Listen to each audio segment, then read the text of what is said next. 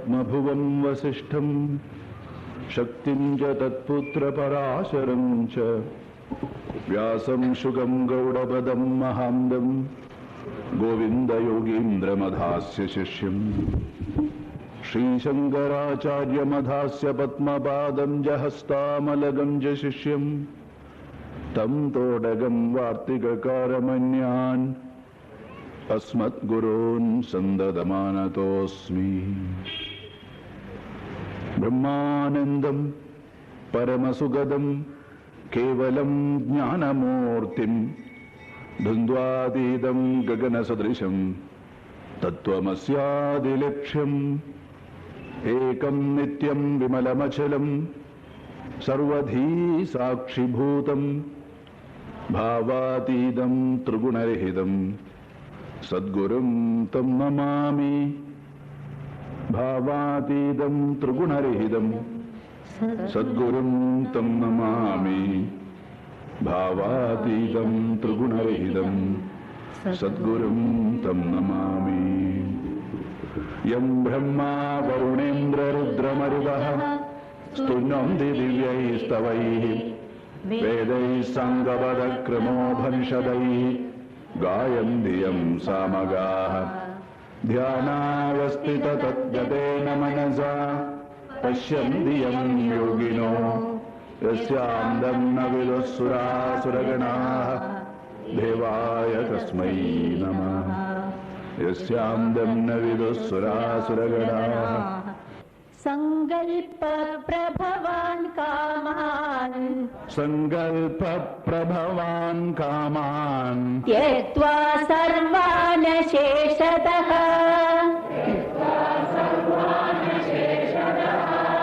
മനസൈവേന്ദ്രിയഗ്രാമം വിനിയമ്യ സമന്തതഃ. വിനിയമ്യ സമന്തതഃ.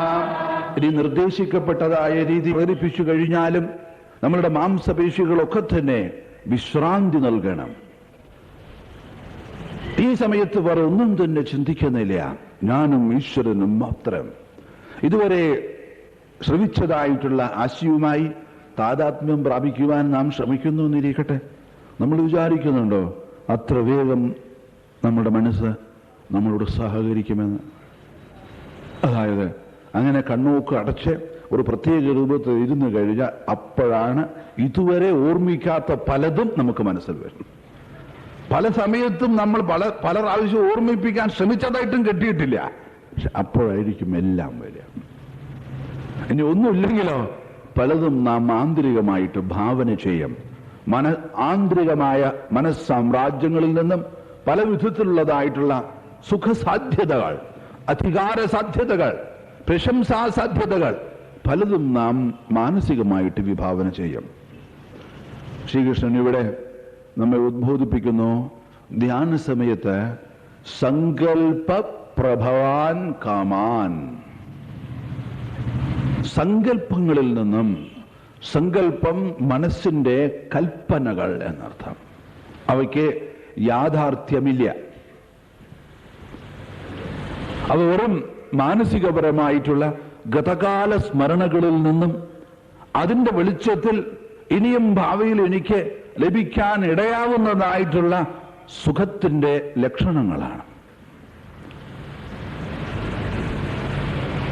സങ്കല്പത്തിൽ നിന്നും പ്രഭവാൻ ഉണ്ടാവുന്നത്, പ്രഭവാൻ സംജാതമാകുന്നത് എന്നാണ്. എന്താണ്? കാമാൻ, ആഗ്രഹങ്ങൾ, സ്വാർത്ഥപരമായിട്ടുള്ള അഭിലാഷങ്ങൾ, ജനങ്ങളുടെ അഭിവൃദ്ധിക്ക് വേണ്ടിയുള്ള താല്പര്യങ്ങൾ. ഇങ്ങനെ സങ്കല്പ പ്രഭവാൻ കാമാൻ, നമ്മുടെ ആന്തരികമായ സങ്കല്പങ്ങളിൽ നിന്നും ഉണ്ടാവുന്ന സമസ്ത ആഗ്രഹങ്ങളെയും തിക്വാ സർവാൻ അശേഷത, അശേഷത തിക്വാ, പൂർണ്ണമായിട്ടും ഉപേക്ഷിച്ചിട്ട്. ഇവിടെയാണ് ത്യാഗം. സർവാൻ കാമാൻ, സമസ്താഗ്രഹങ്ങളെയും. അതായത് ചില സമയത്ത് ധ്യാന സമയത്ത് തന്നെ നല്ല ആഗ്രഹങ്ങൾ പലതും വരും. അതായത് ഗംഗയിൽ പോയി ഒന്ന് കുളിക്കണം, നല്ല ആഗ്രഹമാണ്. ഹിമാലയത്തിൽ പോയി ഒരു ദർശനം നടത്തണം. അടുത്ത വർഷം കൈലാസത്തിലോട്ടൊന്ന് പോകണം, മാനസ സരോവറിലോട്ട്. ഇതൊക്കെ നല്ല ആഗ്രഹങ്ങളാണ്. പക്ഷേ ഇതൊക്കെ ധ്യാനത്തിന് പ്രതിബന്ധമാണ്. കാരണം അതും ആഗ്രഹങ്ങളാണ്. സർവാൻ കാമാൻ എന്ന് പറയുമ്പോൾ, അതായത് ഇപ്പോൾ നാം ചെയ്യേണ്ടത് സത്യത്തിനെ കുറിച്ച് ചിന്തിക്കുകയാണ്. ഇതുവരെ നമ്മളുടെ മനസ്സിൽ ഏതൊരു ഭാവത്തിലാണോ ഈശ്വര തത്വം രൂപം കൊണ്ടിരിക്കുന്നത്, ആ രൂപത്തിലോട്ട് പൂർവമായും മനസ്സിനെ സമർപ്പിക്കുകയാണ്. അപ്പോൾ അതിനെതിരായിട്ട് വരുന്ന എല്ലാം സമസ്തവും സങ്കല്പ പ്രഭവാൻ കാമാൻ തിക്ത്വാ സർവാൻ അശേഷത. നിദ്രയിലോട്ട് പോകുന്നതായിട്ടുള്ള ഒരാൾ സമസ്താഗ്രഹങ്ങളെയും ഉപേക്ഷിക്കുന്നു. ഉറങ്ങണം എന്നുള്ളതായിട്ടുള്ള ആഗ്രഹം മാത്രം അവശേഷിക്കുന്നു. അതും ഇല്ലാതാവുന്നു നിദ്രയിലോട്ട് പോകുമ്പോൾ. അതുപോലെ ധ്യാനത്തിലിരിക്കുന്നതായിട്ടുള്ള സാധകന് ഈശ്വരനെ കുറിച്ച് ചിന്തിക്കുന്നു. ആ ചിന്തയുടെ തീവ്രതയിൽ, ആ ഏകാഗ്രതയുടെ ഊഷ്മളതയിൽ താൻ അന്വേഷിക്കുന്നതായിട്ടുള്ള താൻ ഇല്ലാതാവുന്നു. തന്റെ അഭാവമാണ് ധ്യാനത്തിന്റെ സാഫല്യം. ഉറങ്ങണം എന്നുള്ള ആഗ്രഹം ഇല്ലാതാവുകയാണ് ഉറക്കം. അതുപോലെ ഈശ്വരനെ അറിയണം എന്ന് വിചാരിച്ചിട്ടുള്ള ആ ചിന്ത ഇല്ലാതാവുകയാണ് ഈശ്വര ദർശനം.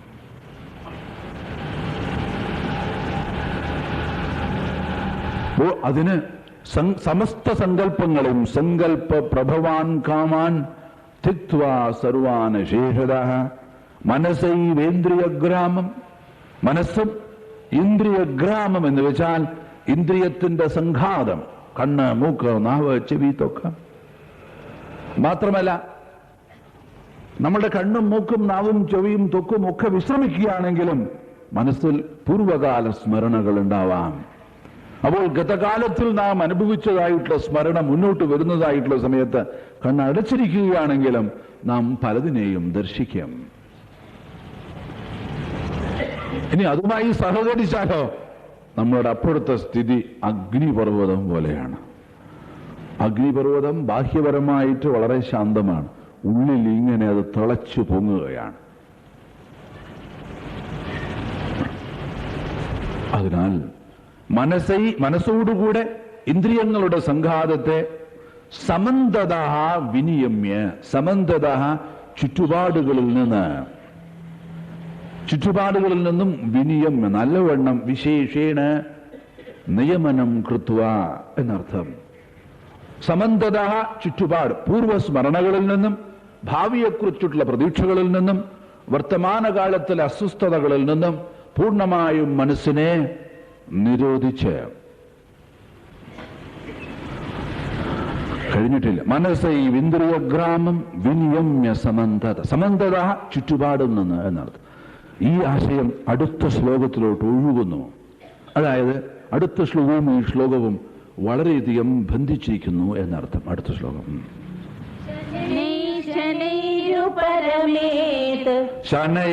ശനൈരുപരമേത്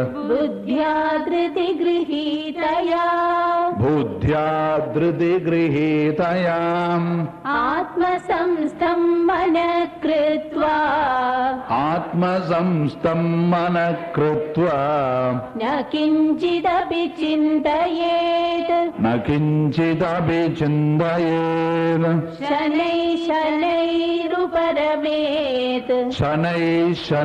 ശനൈരുപരമേത് ബുദ്ധ്യാധൃതി ഗൃഹീതയാ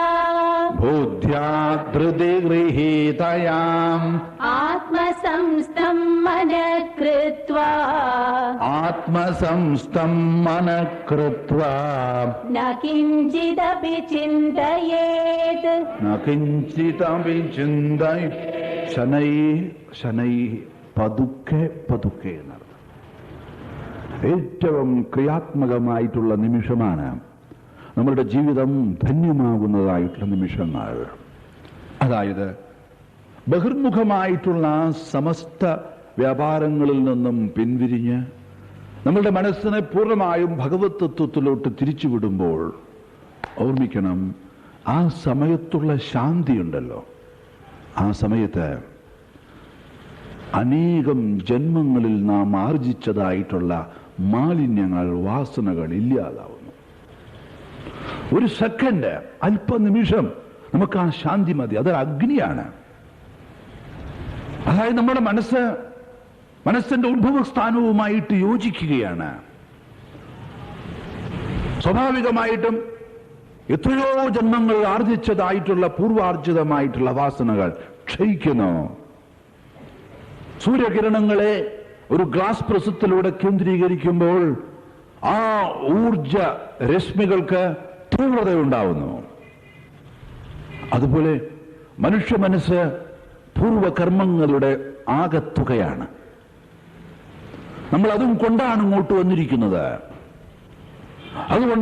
അത് കൊണ്ടുവന്ന് നമ്മൾ എപ്പോഴും അത് പ്രവർത്തിച്ചുകൊണ്ടേയിരിക്കുന്നു. അതിന് നാം ഇപ്പോൾ നിയന്ത്രണത്തിന് വിധേയമാക്കുക. എന്താണ് ഈ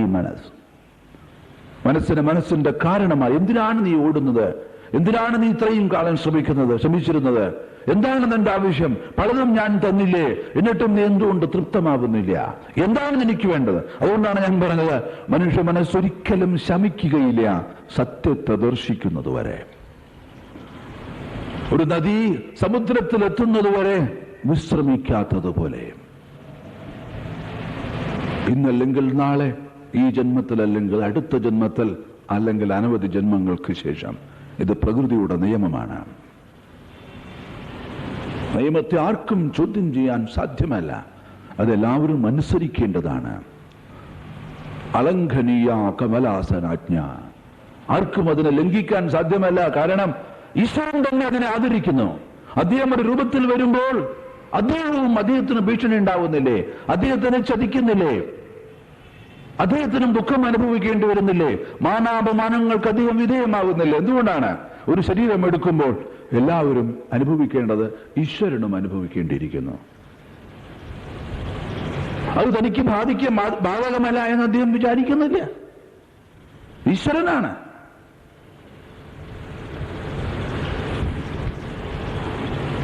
അതിനാൽ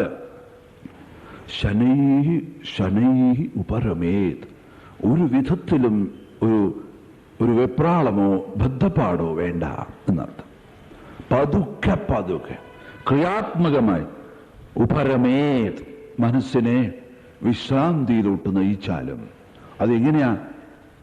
ബുദ്ധ്യാ ധൃതി ഗൃഹീതയാം, ബുദ്ധിയിൽ നാം ധരിച്ചിരിക്കുന്നതായിട്ടുള്ള ആശയങ്ങൾ, അതായത് ശ്രവണത്തിൽ നിന്നും മനനത്തിൽ നിന്നും ജന്യമായ സംസ്കാരം മാത്രമേ ധ്യാനത്തിലോട്ട് നമ്മെ നയിക്കുകയുള്ളൂ. വളരെ പ്രധാനമാണ്. പലർക്കും വേണ്ടത് നേരെ ധ്യാനത്തിലോട്ട് പോകണം. വേറൊന്നും ആവശ്യമില്ല. എന്താണ് നിങ്ങൾ ധ്യാനിക്കുന്നത്? എന്തിനാണ് ധ്യാനിക്കുന്നത്? എന്താണ് ധ്യാനത്തിന്റെ വിഷയം? ഇതൊക്കെ അറിയണ്ടേ? അത് അറിയുമ്പോൾ തന്നെ പകുതി ധ്യാനം കഴിഞ്ഞു. പലർക്കും അത് അറിയുന്നില്ല. അതുകൊണ്ട് ബുദ്ധ്യ എന്ന് പറയുമ്പോൾ എന്താണോ നിങ്ങൾ ആചാര്യനിൽ നിന്നും ശ്രമിച്ചത്, എന്താണ് ധ്യേയ വിഷയം, എങ്ങനെയാണ് ധ്യാനിക്കേണ്ടത്, എന്തിനാണ് ധ്യാനിക്കേണ്ടത്, ധ്യാനിച്ചാൽ എന്താണ്, ധ്യാനിച്ചിട്ടില്ലെങ്കിൽ എന്താണ്, ഇതൊക്കെ അറിയാതെ നമുക്ക് ധ്യാനത്തിനെ അതിന്റെ സാഫല്യത്തിലോട്ട് നയിക്കുവാൻ സാധ്യമല്ല. കാരണം അവസാനം ധ്യാനത്തിൽ എന്താ നമ്മൾ അറിയുന്നത്? ധ്യാനധ്യേയ രൂപവിവർജിത. അത് അദ്ദേഹം ഇതിലെല്ലാറ്റിനും അതീതവുമാണ്. ഈ പ്രവൃത്തികളൊക്കെ തന്നെ അവസാനം സത്യദർശനത്തിൽ എത്തുമ്പോൾ ഇല്ലാതാവുന്നു. സത്യം മാത്രമാണ് അവശേഷിക്കുന്നത്. അപ്പോൾ ധൃതി എന്ന് വെച്ചാൽ നമ്മളുടെ ആ ലക്ഷ്യപ്രാപ്തി വരെ, ആ ലക്ഷ്യപ്രാപ്തിയിൽ എത്തുന്നതുവരെ നമ്മുടെ ഉത്സാഹത്തെ നിലനിർത്തുവാനുള്ള കഴിവ്, ധൃതി. അതായത് നാം ഒരു ലക്ഷ്യത്തെ വിഭാവന ചെയ്ത് ആ ലക്ഷ്യപ്രാപ്തിയിലോട്ട് ശ്രമിക്കുന്നതായിട്ടുള്ള സമയത്ത് പല വിഘ്നങ്ങളും നമുക്ക് വരും. മാത്രമല്ല ആ വിഘ്നങ്ങൾ ചുറ്റുപാടുകളിൽ നിന്ന്, അതേ ലക്ഷ്യത്തെ പ്രാപിക്കുന്നതായിട്ടുള്ള, ഞാൻ സാധാരണ ലൗകികങ്ങളായ ലക്ഷ്യങ്ങളാണ് പറയുന്നത്. മത്സര്യങ്ങൾ ഉണ്ടാവാം, നമ്മെ പരാജയപ്പെടുത്തുന്നതായ ശക്തികൾ ഉണ്ടാവാം. ഇങ്ങനെ വൈവിധ്യമാർന്നതായിട്ടുള്ള ഘടകങ്ങൾ നമ്മളുടെ പുരോഗതിയെ എതിർക്കും. വിടർന്നു വരുന്നതായിട്ടുള്ള പുഷ്പത്തിനെ കൃമികീടങ്ങൾ തിന്നു നശിപ്പിക്കുന്നു. പ്രകൃതിയിലെ ഒരു പ്രതിഭാസം. എന്നിട്ടും പുഷ്പം വിടരാതിരിക്കുന്നുണ്ടോ? വീണ്ടും വിടരുന്നു. അതുപോലെ ഇവിടെ നാം പരിശ്രമിക്കുന്നതായിട്ടുള്ള സമയത്ത് പലപ്പോഴും പല വിഘ്നങ്ങളും വരും. ആ വിഘ്ന നിവാരണത്തിന് നമുക്ക് ക്രിയാത്മകമായിട്ടുള്ള ഉത്സാഹം വേണം. അതാണ് ധൃതി എന്ന് പറയുന്നത്. അതായത് എത്ര തളർന്നാലും ആ തളർച്ച നമ്മെ ബാധിക്കുന്നില്ല. മതി, ഇനി ഞാൻ പിന്തിരിയാൻ. അങ്ങനെ മാത്രമല്ല, പ്രതിബന്ധങ്ങള്, വിമർശനങ്ങള്, വെല്ലുവിളികള്, ഭീഷണികളൊക്കെ വരുമ്പോ നമുക്ക് കൂടുതൽ താല്പര്യം ഉണ്ടാവണം അവയെ നേരിടാൻ. ഭയപ്പെടുകയല്ല, ഇതാണ് എനിക്ക് വേണ്ടത് എന്ന്. എത്രത്തോളം നമ്മെ ബാഹ്യശക്തികൾ, നമ്മളുടെ തന്നെ ആന്തരികമായിട്ടുള്ള അലസത, ശ്രദ്ധാക്കുറവ്, ബുദ്ധിയുടെ സൂക്ഷ്മത ഇല്ലായ്മ മുതലായിട്ടുള്ളത് പലതും നമ്മുടെ ദൗർബല്യങ്ങൾ തന്നെ നമുക്ക് വിഘ്നമായാലും വീണ്ടും ഉന്മേഷത്തെ നിലനിർത്തുവാനുള്ള കഴിവ് ആണ് ധൃതി എന്ന് പറയുന്നത്.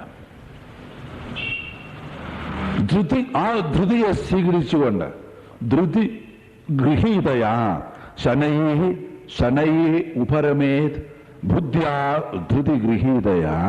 വീണ്ടും വീണ്ടും ആവർത്തിച്ച് എത്രത്തോളം പരാജയപ്പെട്ടാലും വീണ്ടും അതിനെ തന്നെ ആശ്രയിച്ച് മുന്നോട്ട് പോവുക. ആത്മസംസ്ഥം മനഃകൃത്വ.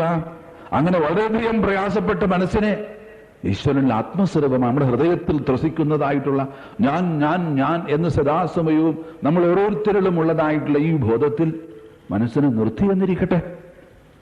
ആത്മസംസ്ഥം മനഃകൃത്വ ന കിഞ്ചിദപി ചിന്തയേ. വേറെ ഒന്നും ചിന്തിക്കേണ്ട. ശ്രീകൃഷ്ണ പരമാത്മാവാണ് പറയുന്നത്. അതായത് ആത്മസ്വരൂപത്തിൽ മനസ്സിനെ നിർത്തിയാൽ പിന്നെ നമ്മുടെ പരിശ്രമം കഴിഞ്ഞു എന്നർത്ഥം. മനുഷ്യന്റെ ഉത്തരവാദിത്വം കഴിഞ്ഞിരിക്കുന്നു. ഇനി നമുക്കൊന്നും ചെയ്യാനില്ല. ഇനി ഈശ്വരൻ നമ്മെ നോക്കിക്കോളും. അങ്ങോട്ടേക്ക് അന്തർമുഖമാവുക. മറ്റുള്ള വിചാരങ്ങളിൽ നിന്നും വികാരങ്ങളിൽ നിന്നും മനസ്സിനെ വേർപെടുത്തി അദ്ദേഹത്തെ മാത്രം ദർശിക്കാൻ ശ്രമിക്കുക. ഇനിയൊന്നും ചെയ്യാനില്ല. അപ്പൊ അത് അറിയണ്ടേ, അത് അദ്ദേഹം ചെയ്തോളും, അദ്ദേഹം ചെയ്യിച്ചോളാം. മനുഷ്യ പ്രയത്നത്തിന് എത്രത്തോളം മുന്നോട്ട് കൊണ്ടുപോകുന്നു അത്രത്തോളം കൊണ്ടുപോകുന്നു. ഇനി നമുക്ക് സാധ്യമല്ല എന്നർത്ഥം. പിന്നെ ഒന്നും ചിന്തിക്കേണ്ടെന്ന്. ചിന്തയേത്. വളരെ ശക്തമായിട്ടുള്ള ഒരു ഉപദേശമാണത്. പരിശ്രമം ചെയ്യണം. മാത്രമല്ല, നേരത്തെ ഭഗവാൻ പറയുകയുണ്ടായി, നിങ്ങൾ തന്നെ നിങ്ങളെ ഉദ്ധരിക്കണമെന്ന്. ഒരാർക്കും നിങ്ങളെ ഉയർത്തുവാൻ സാധിക്കുകയില്ല. നിങ്ങൾ നിങ്ങളെ തളർത്തരുത്. ഒരിക്കലും നിങ്ങൾ നിങ്ങളെ ശപിക്കരുത്. നിങ്ങളിൽ തന്നെ അനന്തമായി അവ്യക്തമായി കിടക്കുന്ന അനന്ത ശക്തികളെ ഉദ്ദീപിപ്പിക്കണം. അത് നിങ്ങൾക്ക് മാത്രമേ സാധിക്കൂ. ഉള്ളൂരിന്റെ ആ പ്രശസ്ത വരികളിലെ പരിശ്രമം ചെയ്യുകയിൽ എന്തിനേയും കരത്തിലാക്കാൻ കഴിവുള്ളവണ്ണം ദീർഘങ്ങളാം കൈകളെ നൽകിയത്രേ മനുഷ്യനെ പാരിലയച്ചതീശൻ. അപ്പോൾ മനുഷ്യൻ എന്തിനാണോ ഭഗവാൻ അയച്ചത് അത് മുഴുവനും ചെയ്തു കഴിഞ്ഞു. അന്തർമുഖമാവുക. വീണ്ടും വീണ്ടും മനസ്സിനെ ആ പരമമായ തത്വത്തിലോട്ട് ശ്രദ്ധിക്കുവാൻ ശ്രമിപ്പിക്കുക. അവിടെ നമുക്ക് ഒരു ശാന്തി അനുഭവപ്പെടും. ആ നിശബ്ദതയിൽ, ആ പരമമായ ശാന്തിയിൽ നമ്മളുടെ പൂർവാർജിതമായിട്ടുള്ള വാസനകളെല്ലാം ക്ഷയിക്കും. അനേക ജന്മങ്ങളിൽ ആർജിച്ചതായിട്ടുള്ള കർമ്മങ്ങളുടെ സ്വാധീനം ഇല്ലാതാവും.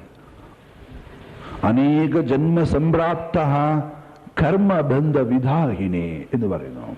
അനേക ജന്മങ്ങളിൽ ആർജിച്ചതായിട്ടുള്ള കർമ്മബന്ധമുണ്ടല്ലോ, അത് ദഹിക്കുന്നു എന്ന് പറയും. ജ്ഞാനമാകുന്ന അഗ്നി, മനസ്സിന്റെ ആ ഊഷ്മളത, മനസ്സിന്റെ ആ നിശ്ചലമായിട്ടുള്ള ഭാവത്തിൽ, അതായത് സത്യത്തോടെ മനസ്സെടുക്കുകയാണ്. അങ്ങനെ ഈശ്വരനിൽ ഒരിക്കൽ മനസ്സ് നിർത്തിയെന്നിരിക്കട്ടെ, പിന്നെ അതിനെക്കുറിച്ച് ബാക്കി ഒന്നും നമുക്ക് ചെയ്യാനില്ല. നഖിഞ്ചിതപി ചിന്തയെ 9-ാം അധ്യായത്തിൽ ഭഗവാൻ പറയുന്നുണ്ട്, അതായത് ആരാണോ എന്നെ മാത്രം ചിന്തിക്കുന്നത്, എന്നിൽ നിന്നൊന്നും ചോദിക്കാതെ എന്നെ മാത്രം ചിന്തിക്കുന്നത്, മറ്റുള്ള ചിന്തകളൊക്കെ മാറ്റിക്കൊണ്ട്, മറ്റുള്ള ചിന്തകളൊക്കെ മാറ്റാനുള്ള ശ്രമം ചെയ്തുകൊണ്ട്, മാറ്റിയെന്ന് ഞാൻ അവകാശപ്പെടുകയില്ല, മാറ്റാനുള്ള ശ്രമം ചെയ്തുകൊണ്ട് അനന്യാശ്ചിന്തയന്തോമാം. ഇതന്നെ ശനൈ ശനൈരുപരമേ ആത്മസംസ്ഥം മനകൃത്വ എന്ന് വെച്ചാൽ അനന്യചിന്തയ, അന്യ വിഷയങ്ങളായിട്ടുള്ള എല്ലാ ചിന്തകളെയും മാറ്റി ആ പരമമായ സത്യത്തെക്കുറിച്ച് നാം ശ്രദ്ധിക്കുന്നതായിട്ടുള്ള സമയത്ത് ഭഗവാൻ പറയുന്നു, അങ്ങനെയുള്ളവരുടെ എല്ലാ ഉത്തരവാദിത്വങ്ങളും ഞാൻ ഏറ്റെടുക്കാമെന്ന്. അപ്പൊ നമുക്ക് വേറെ പലതും ചെയ്യാനില്ലേ? വേറെ പലതും ചെയ്യാനുണ്ട്, എല്ലാം നല്ല പറയുന്നത്. പക്ഷെ ഇത് ഏറ്റവും പ്രധാനപ്പെട്ട ഒരു കർമ്മമാണ്. പല ഉത്തരവാദിത്വം അതൊക്കെ ചെയ്തോളൂ, പക്ഷെ ഇത് ചെയ്യുമ്പോൾ ഇത് മാത്രം ചെയ്യാം. അപ്പൊ അത് ചെയ്യാനില്ല എന്ന് ഇത് ചെയ്യുമ്പോൾ ചെയ്യാം വിചാരിക്കാൻ പാടും. കുട്ടികളെ ശ്രദ്ധിക്കുമ്പോൾ അവരെ ശ്രദ്ധിക്കുക, ഇത് ചെയ്യുമ്പോൾ ഇത് അവരെ ശ്രദ്ധിക്കരുത്. അപ്പൊ ഇത് ചെയ്യുമ്പോൾ ഇത് പൂർണ്ണമായിട്ട് നമ്മൾ സമർപ്പിച്ചാൽ അതിന് ഉള്ള ഫലം ഭയങ്കരമാണ്. അത് അനുഭവത്തിൽ അറിയണം, വേറെ വാക്കുകളെ കൊണ്ട് വിവരിക്കാൻ സാധ്യമല്ല. അങ്ങനെ പൂർണ്ണമായിട്ടും നിങ്ങൾ നിങ്ങളുടെ മനസ്സിനെ നോക്കിക്കഴിഞ്ഞാൽ, മനസ്സിനെ എന്നിലോട്ട് ശ്രദ്ധിച്ചാൽ, ഭഗവാൻ പറയുന്നു, നിങ്ങളുടെ സമസ്ത കാര്യങ്ങളും ഞാൻ നേരിട്ടേക്കാം.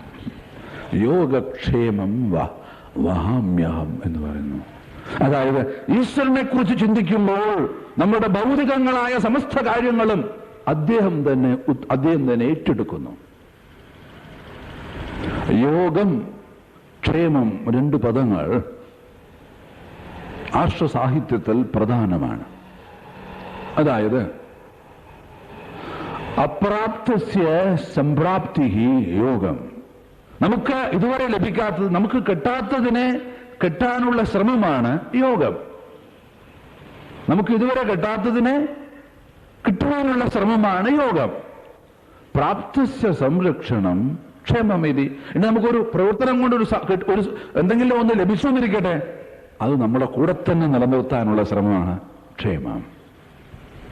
അപ്പോൾ ലഭിക്കാത്തതിനെ ലഭിക്കുവാനുള്ള ശ്രമം, ലഭിച്ചതിനെ നമ്മുടെ കൂടെ തന്നെ നിലനിർത്തുവാനുള്ള ശ്രമം ക്ഷേമം. ഇത് 2 കാര്യങ്ങളല്ലേ നമ്മൾ ജീവിതം മുഴുവനും ശ്രദ്ധിക്കുന്നത്? ആലോചിച്ചോളൂ. അതായത് ആത്മസ്വരൂപത്തിലോട്ട് മനസ്സിനെ ശ്രദ്ധിക്കാൻ പറയുമ്പോൾ ബാക്കിയുള്ള കാര്യങ്ങളെ അവഗണിക്കാനല്ല പറയുന്നത്, അത് ഭഗവാൻ ഒരുക്കിക്കോളുമെന്നാണ് പറയുന്നത്. ഇപ്പോഴും അദ്ദേഹം തന്നെയാണ് ഒരുക്കുന്നത്. പക്ഷെ എങ്കിലും നമുക്ക് ഞാൻ എന്നതായൊരു തോന്നലുണ്ട്. അങ്ങനെയുള്ള ഭക്തൻ വരുന്നത് മുഴുവനും തന്റെ പരിശ്രമത്തിന്റെ ഫലമാണെന്ന് പറയുകയില്ല, ഈശ്വരന്റെ അനുഗ്രഹം എന്നേ പറയൂ. നമുക്ക് എന്താണോ ഉള്ളത് സമസ്തത്തിലും ഈശ്വരന്റെ ദർശനം കാണും. അപ്പോൾ ഭഗവാനിലോട്ട് മനസ്സ് തിരിക്കുന്നതായിട്ടുള്ള സമയത്ത് പിന്നെ ആ ശ്രദ്ധയുടെ തീവ്രതയിൽ നമുക്ക് ബാക്കിയുള്ളതൊക്കെ വന്നു ചേരുന്നു. പിന്നെ ഒന്നും നമ്മൾ ചെയ്യേണ്ട ആവശ്യമില്ല. നമ്മുടെ പരിശ്രമം അതിന്റെ പര്യാപ്തതയിലെത്തിയിരിക്കുന്നു.